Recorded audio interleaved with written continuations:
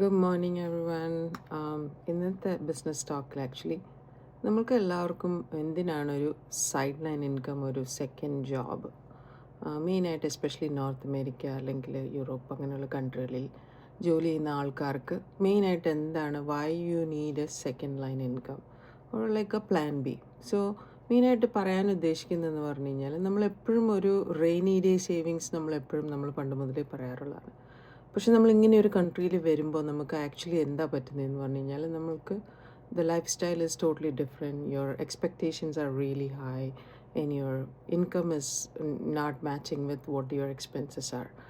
It's not the lavish things which we do, it's just the regular, normal, average middle person cannot afford to live in countries like this now because the mortgage is high. If you want a car, you have to lease or you have to finance.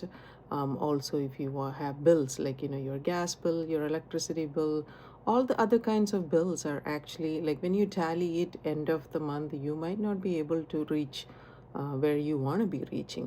So that is where the option of sideline income comes. Okay, now there is a lot of options. അതാണ് ഏറ്റവും വലിയ കാര്യം എന്ന് പറയുന്നത്. നമുക്ക് ഓൺലൈനിലിരുന്ന് നമുക്ക് ചെയ്യാൻ പറ്റുന്ന ഒത്തിരി ഓപ്ഷൻസ് ഉണ്ട്. ഈ അഫിലിയേറ്റ് മാർക്കറ്റിംഗ് എന്ന് പറയുന്ന ഈ കാര്യം ഒത്തിരി കമ്പനീസ് നമ്മളെ കൊണ്ട് ചെയ്യിപ്പിക്കുന്ന ഒരു കാര്യമാണ്. സോ നമ്മൾ ഈ അഫിലിയേറ്റ് മാർക്കറ്റിംഗ് ചെയ്യുമ്പോൾ നമ്മൾ നോക്കേണ്ടത്, നമ്മൾ സ്പെൻഡ് ചെയ്യുന്ന ടൈമിന് നമുക്ക് കിട്ടുന്ന മണി വേർത്താണോ എന്ന് നോക്കണം.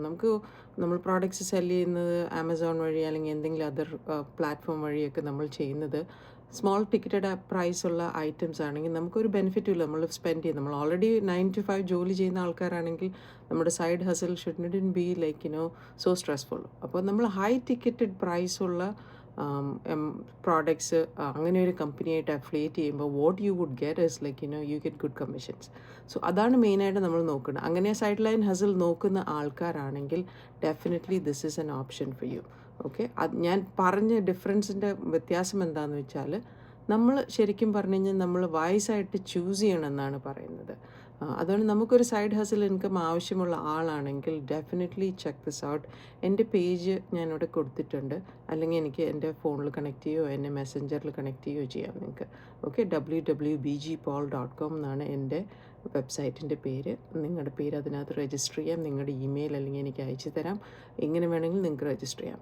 സോ ഇമ്പോർട്ടൻസ് ഓഫ് സൈഡ് ഹസിലാണ് ഞാൻ ഇന്നത്തെ എൻ്റെ ടോപ്പിക്ക്. Thank you.